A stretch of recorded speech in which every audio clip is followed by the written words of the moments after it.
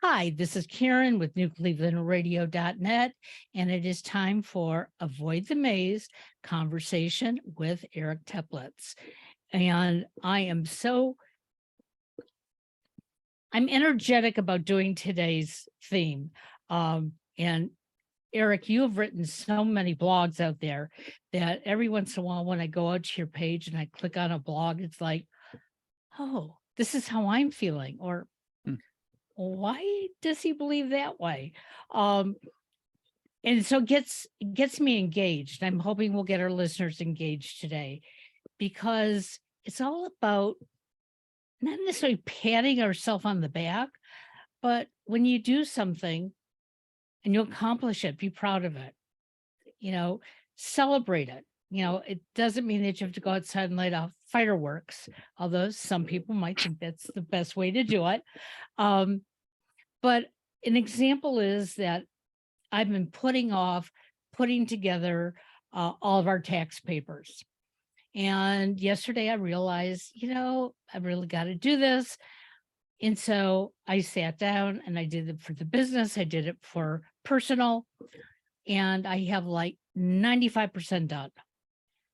And I felt so good that, you know what? I don't have to stay at the computer right now. I can walk away. I can do something else. And that's when I came up with, you know what? Let's talk about this. Let's talk about those celebrations that um, we give to everybody else and not to ourselves. Yeah, sure. Absolutely. Where would you like to start? Well, why did you write the post? And I want to tell our Mm. listeners, I didn't read the whole post and I didn't read it on purpose um, because I wanted a fresh introduction to it today. But you wrote it for a reason. Either you wanted to celebrate yourself or you maybe felt like nobody was noticing you. I don't know. So, okay, the post you're referring to is called "Making Yourself Proud, Happy, and Grateful."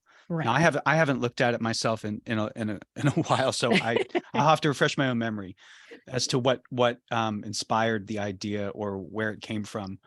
But on this subject, I mean, what you're speaking of seems to be a near universal issue, at least for like people, let's say in the Western world. This idea of it's really hard to acknowledge ourselves and give ourselves credit for efforts made. And I think that it's like a there's a word I'm looking for and it's escaping me at the moment. It's a pillar. It's a pillar of like self-care in my view. Right. It's one of the pillars is to have some whatever it looks like for you, have some way of being able to give yourself credit, and this is important, for the effort made, not necessarily the result. Results sometimes, really are out of our control, but knowing that we put forth our best effort, there's a certain peace that comes from that and a certain satisfaction that comes from that.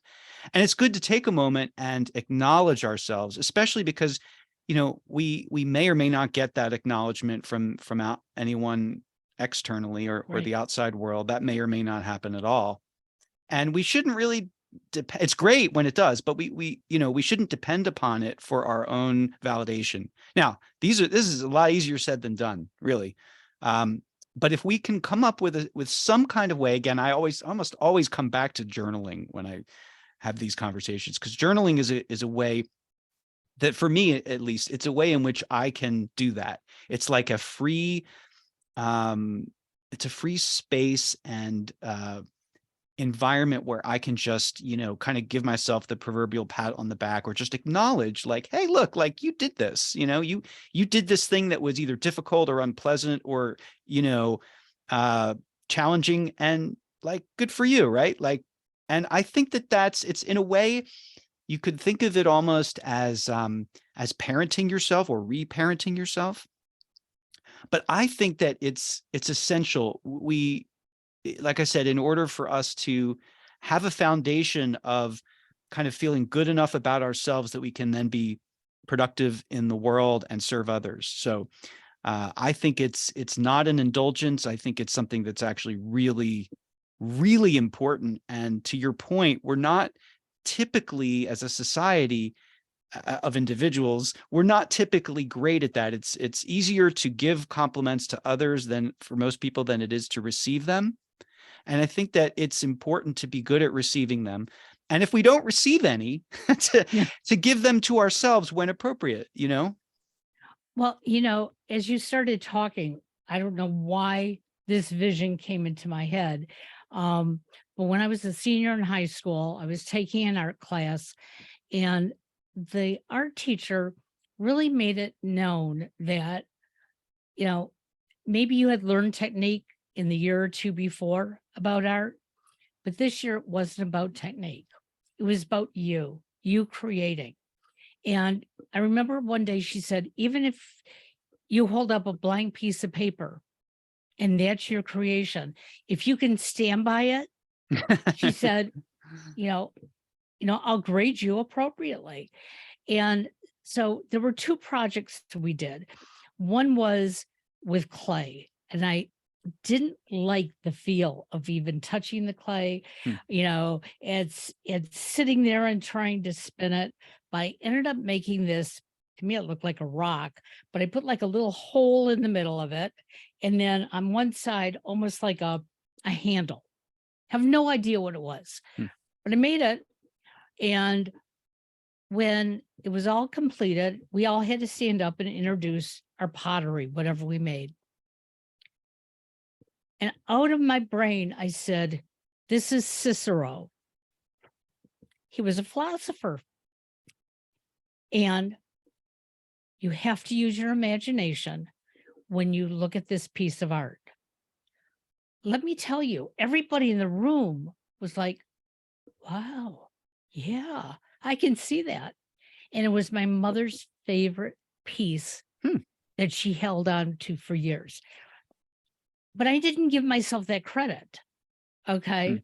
But every once in a while, I'll remember that. I wish I knew where that piece of pottery was now. And realize that my art teacher was right. You can learn, the method of doing something. But if your brain and your heart don't go there, you're going to create something else. And that doesn't mean it's bad. But yet so many of us, we want to follow those rules. And that's been me most of my life as well. So when you're saying, well, if nobody else pats you on the back, do it for yourself.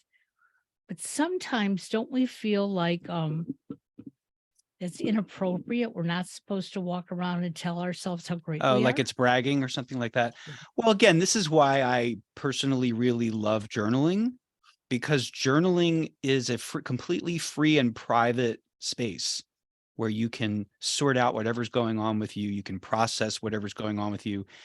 You can experiment, explore. You can say things that maybe not you wouldn't want to say out loud to anyone Right. else. And it takes time, by the way, I think, in practice to even allow yourself that freedom, if you've never done it before. So it's a way in which you can do the self-acknowledgement privately. It doesn't have to be in a public way at all. Sure. In fact, that's the beauty of it is, it's all kind of behind the scenes. So yeah, that's how I feel about that. So But it is interesting yeah, how it is difficult, I think, to speak highly of ourselves, and for a certain, to a certain amount. I was just going to say, to a certain extent, for good reason. I mean, I think everything's about context, and if you, but if you come from a place of confidence and self-confidence and not insecurity, then I think everything's just easier. you are right. Insecurity is a tough place to be from. And I've been there. Occasionally, I still dip down into that cavern, which I think upsets me more than being insecure. It's like, I shouldn't be this way, but Well, yet I and can't climb out. watch the shoulds and I shouldn'ts. know. I do Ex- this. I mean, I have to catch myself with this. The moment I use that word, I have to pause and catch myself and say, according to whom? What, exactly. right? But I have a friend who, uh, it's never their fault. And they do this great, this great, this great. And I'll sit there and I'll go, wait a second. You pay me to do that for you. So you don't do it great. Okay. Does it come out great?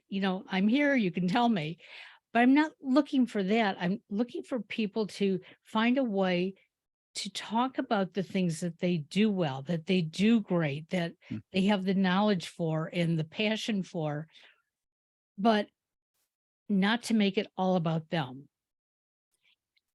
And that's how I've been regarding my podcast. And we were talking about this before we came on the air, the difference in preparation. And I I do these podcasts because I want to share your words, somebody else's story, because it's not about me. It's about all of us. So if I can do, a half a dozen or more podcasts a week with a message that somebody else is going to hear and say, hey, let me try that, that makes me happy. So, and you, on the other hand, you do it differently. And I think that's wonderful too, because I'm not, I'm not good at preparation. Yeah. Well, it is fascinating. We were talking about our different approaches to podcasting, and they're almost like polar opposite. Yep. But one isn't better than the other. They're just different, and they have different kind of advantages and disadvantages, right? Or so yours is much more spontaneous, and which certainly has a lot of value, and also you get a lot more of them done than I do. And I kind of, I do them far less frequently, and I tend to, if there's such a thing as over preparing, perhaps I do that, but I do a lot of research and a lot of preparation, and try to become as familiar as I can with the person, their story, their work, their books, whatever it happens to be. And it's not that, I mean, I certainly very much appreciate spontaneity, and I don't, I will prepare questions, but I am not attached to them, and I am not like, I don't force them or force a sequence of them, but they're there so that I can show up feeling like I'm ready. And but it's equally important to be present to what comes up. And you may or may not get to half or a quarter of the Exactly. questions you prepared, and that's fine. So I don't know. It's differences in probably personality and approach to doing this. And it's Well, not right. It's not right, or it's not about right or wrong. It's about kind of what works for you. And I think there's also a place for experimentation too. Like you can, if you're not sure what works for you, try different things. Like, right. yeah. Exactly. Well, one of the coaches that I work with, it's interesting because she she guides me in a way that has helped me allow myself to be spontaneous, because through all of our conversations she has heard, well, I did this because my mother said so, I did this because my husband said so, or my teacher, or whomever. And I just remember one day she said, so do you like people to tell you what to do? Hmm. And I sat there and I thought, no, I really don't. And she said, now I understand when you were, 3, 4, 5. Okay. Maybe somebody had to tell you what to do, but do they have to tell you now? Did they have to tell you 10 years ago? And it was like, yeah, you're right. But I got in that groove, and that's what I believed. And then I heard, that chatter all around me, like, don't brag. And I thought Hmm. bragging meant, hey, I have a great podcast. I'd like you to listen to it. No, that's just a statement. And so I've realized that it's taken me most of my life. I don't want that to be for the younger generations behind me. It's about time we Yeah. listen And to the good part in our head, not the bad part. sure. Yeah. And there's a place for humility but it's like, it doesn't have to be at the expense of your own self-confidence or self-esteem, right? So it can be a tricky thing to navigate. What I find very interesting is that you can make every effort in the world to control the way you present yourself, but you still have no control over how other people are going to perceive or react to it. So you might Right. like go out of your way. I'm never going to say anything nice about myself, or because I fear it coming off as being like I'm a braggart, right? And you might have that intention. You might execute that. Doesn't mean other people are going to view you the way you want to be viewed. And I think that that's really fascinating. So I think the message is I think people respond to authenticity. I think people respond to when people are not putting on a airs, like they're not putting on a sort of superficial presentation, but they're just like being really truly themselves. And sometimes that might be ugly, or sometimes that might be not polished, or sometimes that might be, I don't know, um, but I think that we tend to respond to people's authenticity and feel like this person's being genuine. It's not pretense. They're not putting on an act. Like they're being sincere. I think we like that. I think we respond to that, and I think maybe we even there's like a deficit of that in our culture. And you look at, you think of like social media, for instance, which is all about very carefully curating the way that you present your life and image to the world, right? Right. And so it's it's it can be, I don't know, I'm trying to be careful to sort of like not judge things, but it's just, I think that it's why authenticity is so refreshing, is because it feels real in a ever sort of like photoshopped Yeah. world that we live in. I don't know. Well, it's interesting because there's another young woman that I've met through family friends, and we're also friends on Facebook.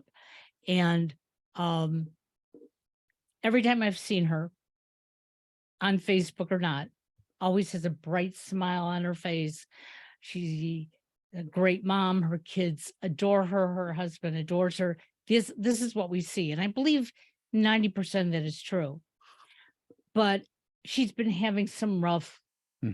issues, and she hasn't shared what the issues are, which I think is a positive for her. But she's letting people know, hey, I need some space. My life is not exactly the way you see it. I love my husband. He loves me. That's okay. My kids are okay. I'm taking care of them, but there's something that just isn't working inside. And I've noticed how many people have said, oh, it'll be okay. Your Hmm. husband will get you flowers, or it's like, aren't you hearing her? It's really not about them. It's probably about life itself right now. And she's being honest. Like, I'm not always real happy, so you got to be careful. And my son went through that a couple weeks ago on his new job. He loves his work, Hmm. but he it's not easy for him to make friends. And one day he came into the office and he mentioned it to somebody that he loves his job, but he really wants to come home. And then he called and told me the same thing. And my reaction was, you know, this isn't really home anymore. Your Hmm. home is where you are. And we had to walk through it. And he said, how can I love something so much and want to be on my own and yet uh, can feel so miserable? And I just let him talk. And he finally started coming up with his reasons. And he said, I've never been a real social being. I guess now if I want friends, I have to do that. Hmm. And I didn't say yes. I didn't say no.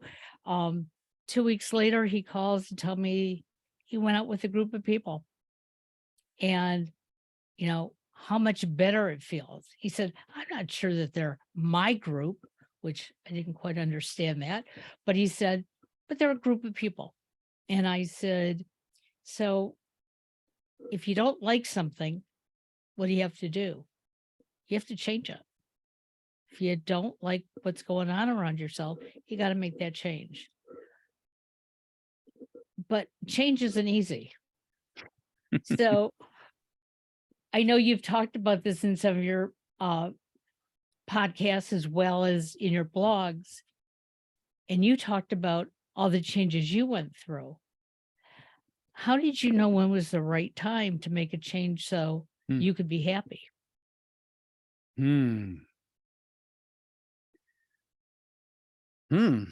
How to answer that? Yeah. I think it's a process. I don't think it's a cut and dried simple answer to that. I think that you start to notice over time something's making you unhappy. And man, the power of denial is so massive that it's easy to try to brush it aside, ignore it, deny it. But if it keeps coming up and continually is, resurfacing, and it'll eventually cause some kind of mayhem, some kind of unwanted results in your life, or just experience of yourself. If you're continuously unhappy, then it's a message, I think, that you need to look at something maybe a little deeper. You might have to acknowledge things that are difficult for you to acknowledge about yourself, about other people, about the world. I don't know about, but I think it's an ongoing challenge to, as a one of the things we said before we started recording, we talked about like the difficulty of being a human. It's not easy. And we often make, as you put it, we often make sort of assumptions about other people, presumptions about the way they appear. They Right. seem like they're fine. They have no, and I am, I haven't been everybody, so I can't speak for everybody. Exactly. But I suspect that it's not an easy gig for literally anyone. The human being gig is not easy. And maybe you'll have times that are going maybe smoother than others, right? But I think it's a kind of a constant challenge to navigate life and your own inner circuitry. And regardless of who you are, regardless of what your accomplishments are, regardless of how you appear to others, regardless of everything, I really think that, in a way, it's the great equalizer, you could say, is that we all have the same kind of, even though we each have unique lives and situations, we all have like sort of the same spectrum of, let's say, emotions that we have to deal with. And we might have different things might trigger you versus what triggers me, or things that, you struggle with versus I struggle with. But I don't think there's a person on the planet that doesn't grapple with inner strife, and what was the question? You really are on the right way. What was the question? What were we saying? Well, I mean, I felt like I just totally went off on a tangent, but Well, I think you were what saying I- it. You were yeah, asking about change. How did I know when it was yeah, like time to make a change? So, okay, so like, yeah, I think it is like you might know it's time to make a change, but not be ready to do it. right. And that the gap between those two things can be an hour, a week, a month, a year, a lifetime. Seriously. Well, I agree. So yeah, so it's kind of cliche, but like I think when when not changing becomes the more painful thing, or the more frightening thing, or the more uncomfortable thing, or whatever, then that's when I think the change is going to probably be made. Now, yeah, that's so you have to arrive there on your own timeline, and but it's an internal decision, and it's not one Absolutely. that's necessarily arrived at quickly. Maybe in some cases it is. In some cases it might be obvious, like, you know what? I don't need to put up with this. I'm out of here. And then it could be that simple. And then in other cases, you could labor over it, agonize over it. In my case, journal about it ad nauseum until, like, finally you get some kind of either, like, I don't know, nerve or clarity, or um you know, one thing is that everything is always constantly in motion. Life itself, everything is constantly changing. And I think that on balance, even though we're terrified of change, a lot of us can be, I think that it's a gift that it's set up this way. The way that I've thought about it is, by the way, I don't claim to know really much of anything. I really don't. I just have my experiences and my observations and my impressions, and that's not a lot to base like any kind of like absolute authority on. That's all any of us really has. Exactly. But I thought about it this way, that I don't know, like, what the big story is. Like, I don't claim to have any understanding of ultimate reality. I don't know. Why are we here? How are we here? What is it all about? I don't know. Um, and I think that it's like we're all in that situation of having to deal with these very uncomfortable uncertainties. Uncertainty is life. Life is uncertainty. Right. So we have to establish some kind of functional relationship with that. And it's hard because we need to feel anchored. We need to feel that there's some kind of, we need to feel grounded and stabilized in some manner. And if everything's just chaos, it's hard to function. So sometimes we have to provide some kind of structure, stabilizing structure for ourselves, right? But I know I'm like drifting here, but the point I wanted to make is that the thought that occurred to me long ago, actually, was that I don't know, like, if this is a beneficent universe. I don't know if it's a completely indifferent universe, right? Indifferent meaning, like, we're here, there's no reason or purpose, and there's no entity that honestly cares one way or another about any of us individually or even collectively as a species. That could be the case. I don't know. But what I find interesting is that if there is any mercy, let's call it, that's built into reality, and maybe there is, maybe there's not, maybe it's intentional. I should say maybe it's like intentional, maybe it's not. But if there is, I think it's this fact that everything changes. And what I mean by that is that no matter how awful your circumstances, no matter how unbearable it feels to be you in a given moment, and I think everyone has moments like that, Right. and I don't wish them on anyone, and may they be short-lived, because but the fact of the matter is that, like, if you look at things from like a geological perspective, our lives don't even register. They go by so quickly. Like, Right. if you look at like geologic time, right? And I think that that's a blessing. I think that there's mercy in that, because even if you're experiencing like the most awful thing you could even imagine, or even beyond your imagination, it won't last. It's not going to be forever. And by that scale of eternity, it doesn't even register. Now, of course, it feels like an eternity when you're Right. experiencing it, and I'm not trying to in any way diminish that very real, that reality of your experience. But I just think that's something that's merciful about the way the world works, is that things change. Now, it also is unsettling, right? Because as soon as you feel like, okay, things are good, okay, everything's all right, like, that's not going to Yeah. last. No. Just something else is going to come up.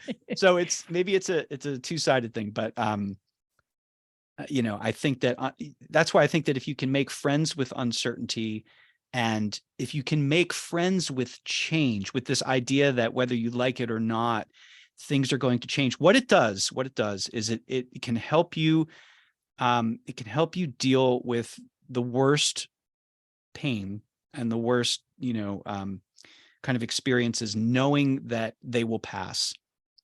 If you can even have the presence of mind to hold that, right? That understanding. And that when things are going great and you don't want them to change, like you want them just as the way they are because you're like relishing something. The fact that it's temporary and ephemeral is cause for really savoring it, really appreciating it, really being grateful for it, knowing that nothing lasts. So that's why I say I think it's a blessing, the temporary nature of things. And it's everything that you said just resonates because when my son was moving, now he had lived with us 32 years, so it was time for him to move out. He knew that, we knew that. But because he had been living with us through many changes, some days I looked at him and he was still a teenager. He wasn't a young adult.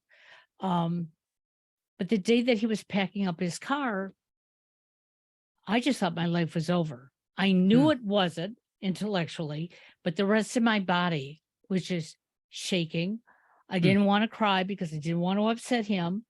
I knew exactly what you were saying. It's not going to be like this forever, but how long? I can't handle it. He left, but then he turned around and came back, came in through the front door. He wanted to give us another hug. I totally lost it. I was like, oh my God, I can't handle this. But strangely, he's really good at making phone calls. So he had a 3-day trip ahead of him. When he was about 4 hours away, he called to check in. But he didn't say he was checking in. It was just like a normal conversation. And it was from that phone call on, it was like, this is okay. It's like because a lot of times he'd sit in his room and call me on the phone and I was across the hall from him, like, really?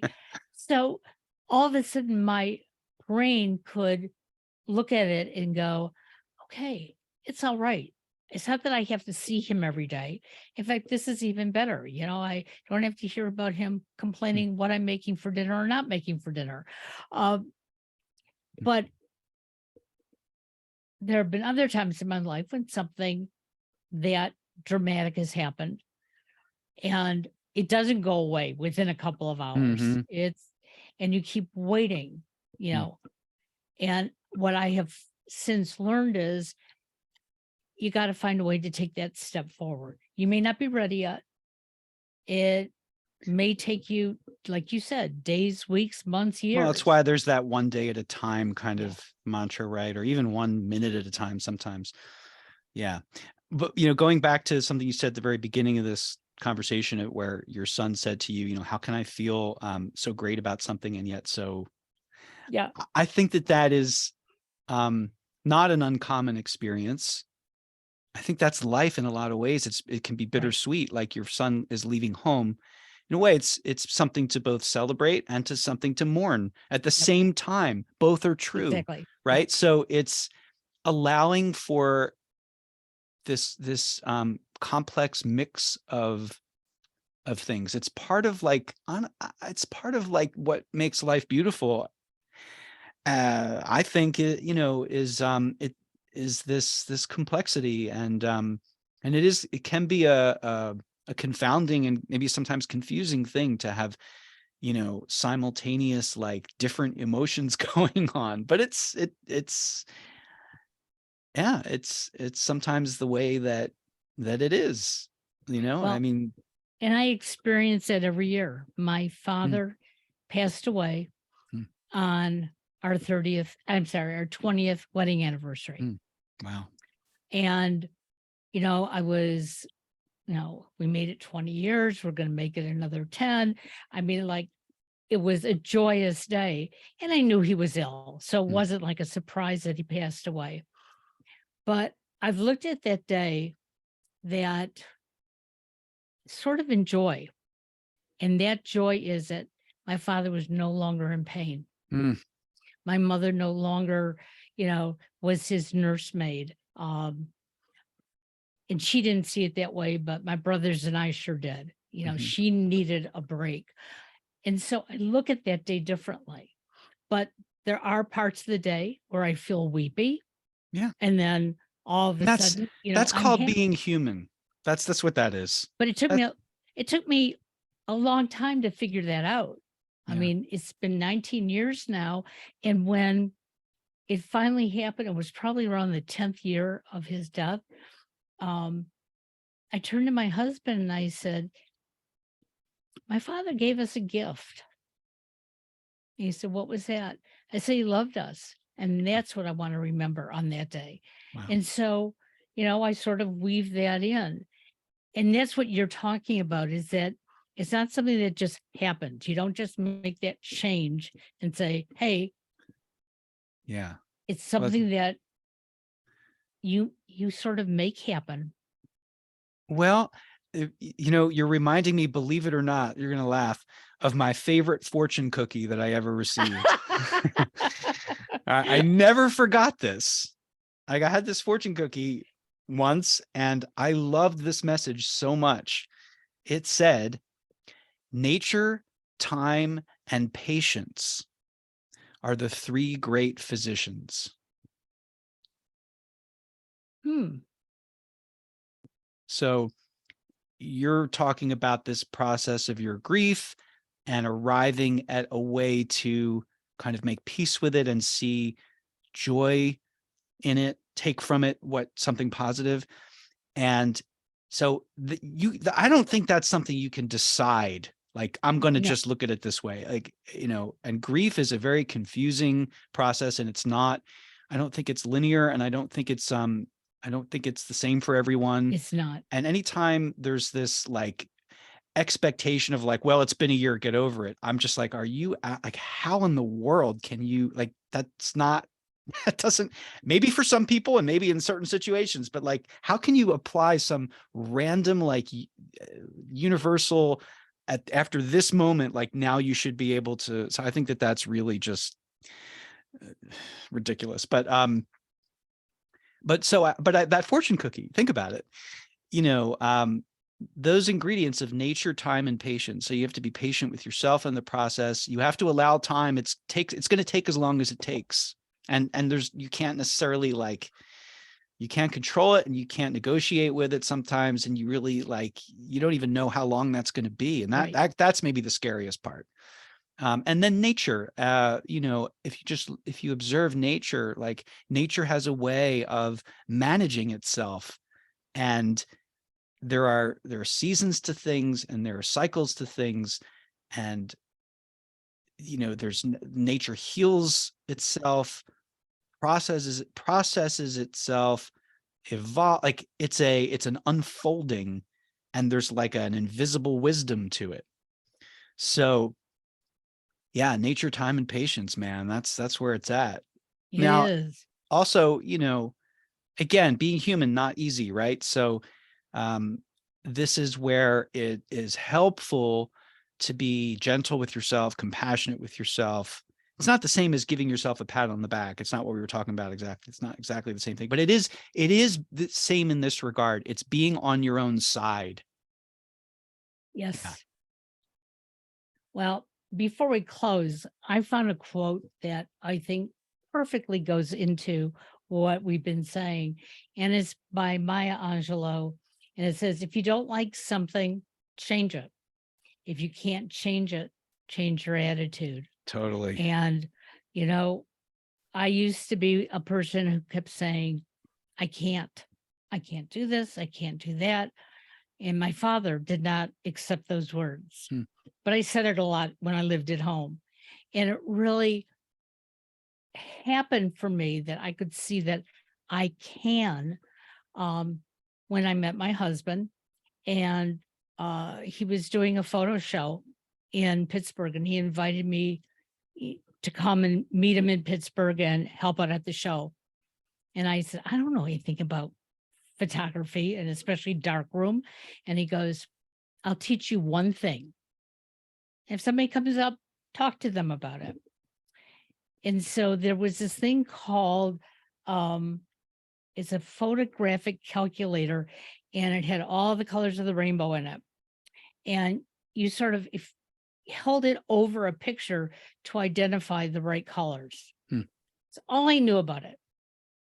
Every time somebody came up, I did this little demo, and they'd go, ooh, ah. I had no idea what they were oohing and ahhing about. That next week, my husband got the largest order for these silly handheld calculators. His boss said to him, what did you do? Because that was profitable. And he goes, wasn't me. It's my new girlfriend. And all of a sudden it dawned on me, I could do something I didn't know anything about. Yeah. Well, right. Somebody And you could do something you didn't even know you could do. Exactly. And that's true for, I think, all of us. But we before we can even take that in, we say, no, we cut off that, like, possibility for. So it's really a beautiful thing when someone else can help us see that. Absolutely. That see a potential in us that we can't see from where we are.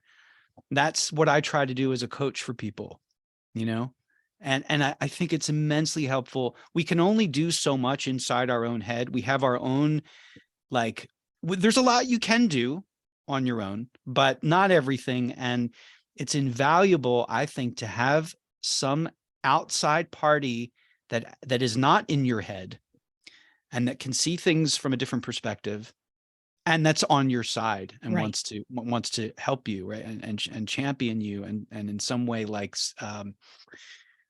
empower you. So whoever that person might be in your life, I think that's an invaluable thing. And it's we need each other. How does the song go? People who need people, right? Are the humanist people in the world, I think, as well as the luckiest, as the song goes. Well, I'm so glad we do this monthly, because it gives me a different perspective all the time on life. It makes me remember certain things in my lifetime. And like I said, my husband did that when we were first dating, and almost daily, there's something that he sort of shows me that I can do. Now, sometimes I think he's passing the buck, but that's okay.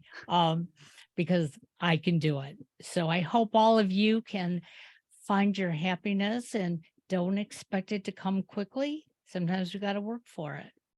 Yeah. And also, I don't think happiness is something to chase.